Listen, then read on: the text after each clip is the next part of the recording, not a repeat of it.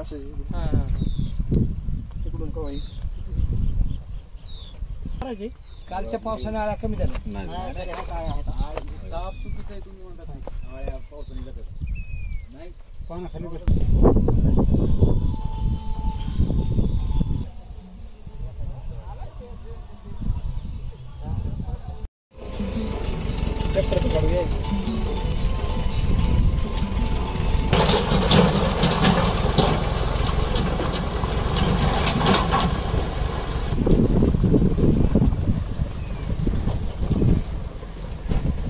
काय नाव तुमचं?